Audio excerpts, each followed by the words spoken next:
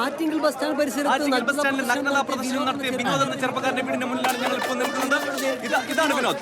പറയൂ വിനോദ്, എന്താണ് പറയാനുള്ളത്? വിനോദ്, ഈ നഗ്നതാ പ്രദർശനം അവിചാരിതമായി സംഭവിച്ചതാണോ അതോ വൈറലാകാൻ വേണ്ടി താങ്കൾ മനഃപൂർവ്വം ചെയ്തതാണോ? നഗ്നതാ പ്രദർശനം നീയോ ഞാനോ?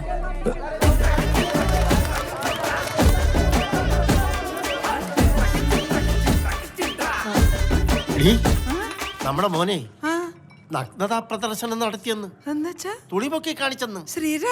ശ്രീരാജല്ല, വിനോദ്.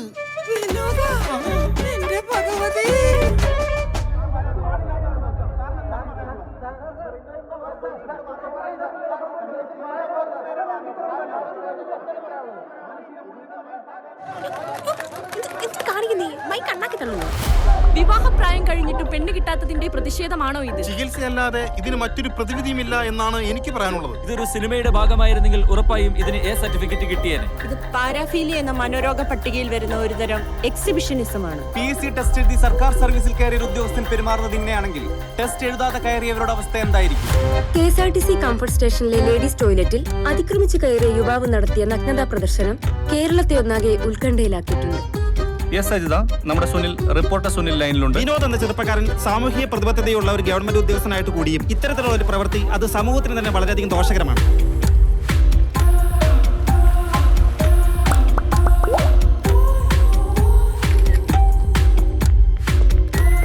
വിനോദിന്റെ അച്ഛന്റെ കടയിൽ നിന്ന് മാസപ്പടിക്ക് സാധനം വാങ്ങുന്ന അയൽവാസിയായ ചേട്ടൻ ഇതിനെ കുറിച്ച് എന്താ പറയുന്നത്? അവനാള് പാവാണ്, ഞങ്ങൾ സ്ഥിരമായിട്ട് കാണുന്നതാണ് ആശാനെ.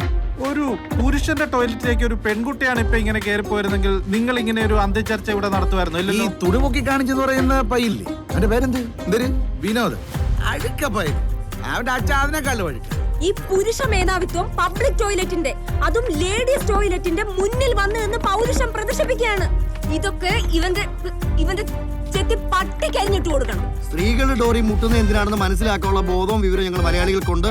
ഞങ്ങള് കഴിക്കുന്നതും അരിയാഹാരമാണ്. തനിക്കിത്ര മുട്ടി നിൽക്കുവാണെ താൻ പോയി പെണ്ണ് കെട്ടോ. ഭയങ്കര കഷ്ടം. നിനക്കൊക്കെ ആര് പെണ്ണ് തരാനാടാ?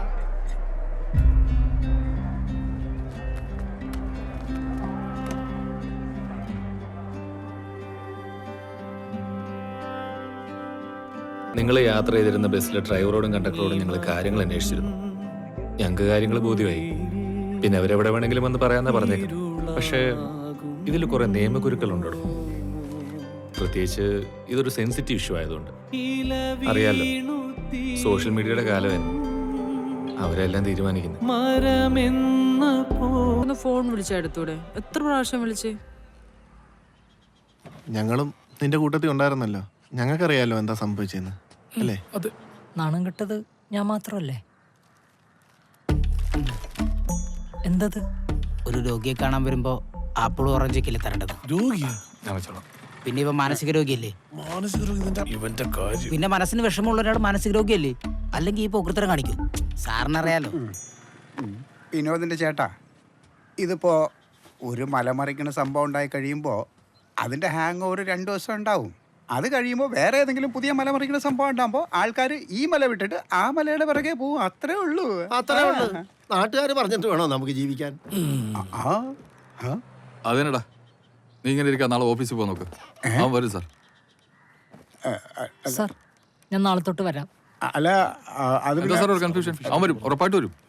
വിനോദേ, നിനക്കൊരു സർപ്രൈസ് തരാനാണ് സത്യം പറഞ്ഞ സാറ് വന്നത്. ഇപ്പോ താങ്ക് യു സാർ. ഈ ഒരു അവസ്ഥയിൽ സാറിനെങ്കിലും എനിക്കൊരു സർപ്രൈസ് തരാൻ തോന്നിയല്ലോ. ശരിക്കും സർപ്രൈസ് അല്ല, സസ്പെൻസാ. സസ്പെൻസ് അല്ല, സസ്പെൻഷൻ. അതെ, സസ്പെൻഷനാ. അല്ലേലും രണ്ടും കണക്കാണല്ലോ. ഇവനറിയില്ലായിരുന്നല്ലോ. ഇപ്പൊ നിനക്കൊരു സർപ്രൈസ് ആയില്ലേ? അതാണ്. വിനോദിന്റെ അച്ഛാ, വിനോദിന്റെ അമ്മേ, ഇതിപ്പോ എന്താന്ന് വെച്ചാലേ, നമ്മുടെ മുനിസിപ്പൽ സെക്രട്ടറി വിനോദിനെതിരെ ഒരു പരാതി തന്നെ.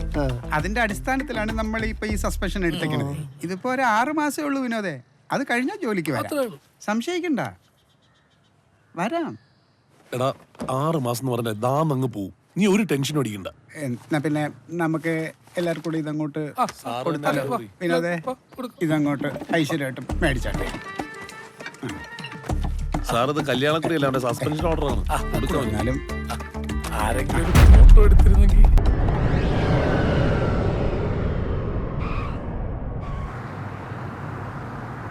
എന്റെ പ്രിയ കൂട്ടുകാരെ, ഞാൻ നേരത്തെ പറഞ്ഞ സർപ്രൈസ് എത്തിക്കഴിഞ്ഞു.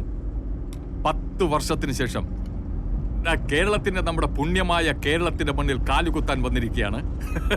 ആരെ കാര്യമാണോ പറഞ്ഞ? നിന്റെ കാര്യം. അതായത് ഞാൻ ഗൾഫിൽ നിന്ന് വന്നപ്പോ എനിക്ക് സർപ്രൈസ് എന്റെ അമ്മയ്ക്കും അച്ഛനും കൊടുക്കാൻ പറ്റിയില്ല. കാരണം കൊടുത്തിട്ടും കാര്യമില്ല, അവർക്ക് ഒരു വിലയില്ല എന്നെ. അപ്പോ എന്റെ കുഞ്ഞമ്മയുടെ ഏക മകനാണ് വൈശാഖ്.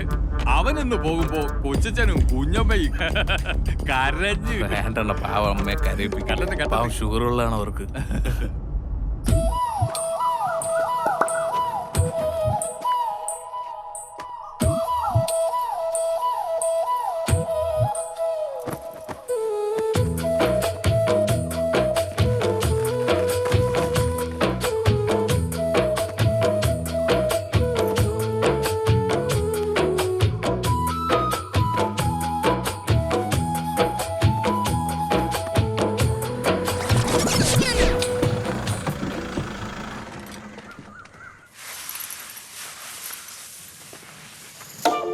കൂട്ടുകാരെ, ഇന്നൊരു അടിപൊളി സർപ്രൈസ് ആണ് ഞാൻ കൊടുക്കാൻ പോകുന്നത്.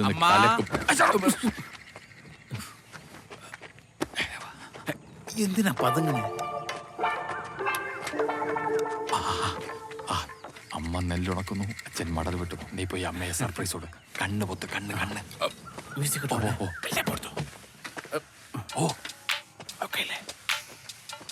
അമ്മ നീയാ? അതെ, ഞാൻ. എന്നെ പട്ടി, നിന്നോട് ആര് പറയണ ഇപ്പൊ ഇങ്ങോട്ട് വരാനായിട്ട്? കുരുത്തം കേട്ടവൻ. പോയിട്ട് ഒരു കൊല്ലായുള്ളൂ. അറബിയോട് വഴക്കുണ്ടാക്കുമ്പോഴേ എനിക്ക് അറിയാൻ അവരിപ്പോ പറഞ്ഞു വിടുള്ളൂ.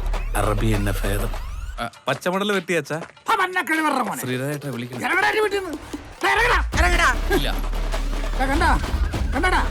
കണ്ണായ 5 സെന്റ്. ഈ 5 സെന്റ് വിറ്റ് തൊളിച്ചിട്ടാണ് അതിന് ഞാൻ ഗൾഫിലോട്ട് പറഞ്ഞു വിട്ടത്. തിരിച്ചെടുക്കാനുള്ള പൈസ കൊണ്ടല്ലാതെ ഈ പടി ആടി പോരുത്. ഞാൻ അവിടെ നിന്ന് കൊണ്ടുവരാം. അച്ഛൻ പണിക്ക് പോ. ഞാൻ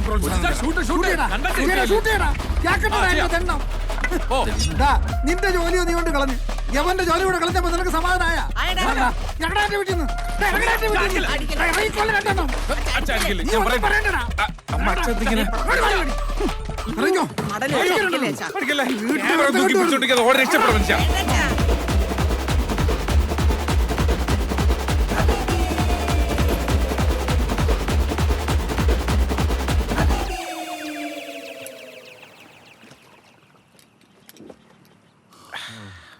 എന്റെ വൈശാഖ, എന്നാലും നിനക്കൊന്ന് വിളിച്ചിട്ട് വരായിരുന്നു. വലിയമ്മ പറയാതെ വന്നിട്ടിങ്ങനെ ഇനി പറഞ്ഞിട്ട് വന്നാലാ എന്നെ കൊല്ലൂലേ? അത് ശരിയാ. ഞാനതല്ല ആലോചിക്കുന്നത്.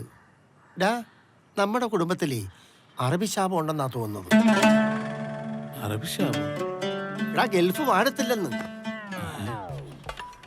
ഇത് കണ്ടോ? ഒരു AC മെക്കാനിക്ക് വന്നിരുന്ന് കാണിക്കുന്നുണ്ടോ? അതൊന്നും അല്ല വലിയ.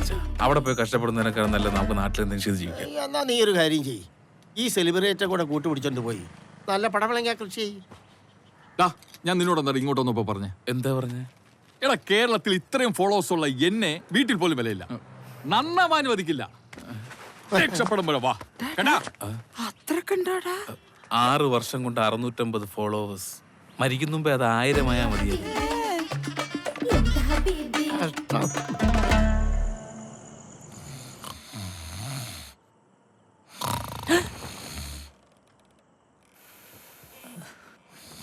നാശം. ഉറങ്ങാനും സമ്മതിക്കില്ലല്ലോ ഈശ്വര. അടിയിലെങ്ങനെ പോയി കിടക്കാം. അമ്മേ, ഫ്ലൈറ്റും പിടിച്ച് വന്നേക്കാണ് ബാക്കിയുള്ളവർ ഉറക്കം കളയാൻ. എന്താടാ? വിനോദല്ലേ? വിനോദ്, നമ്മളെവിടെയാ പറഞ്ഞു നിർത്തിയേ? നമ്മളൊന്നും പറഞ്ഞില്ലല്ലോ. നീ ഇവിടെ കിടന്ന് കൂർക്കം വിളിച്ച് ഉറങ്ങല്ലായിരുന്നാ? എടാ വിനോദ, പ്രതിസന്ധി വരുമ്പോ നമ്മളിങ്ങനെ ഓടി ഒളിച്ചിട്ട് ഒരു കാര്യമില്ല. അങ്ങനെ ഒളിച്ചോടാൻ തുടങ്ങിയാൽ നമ്മൾ ജീവിതകാലം മുഴുവൻ ഒളിച്ചോടിക്കൊണ്ടേയിരിക്കും.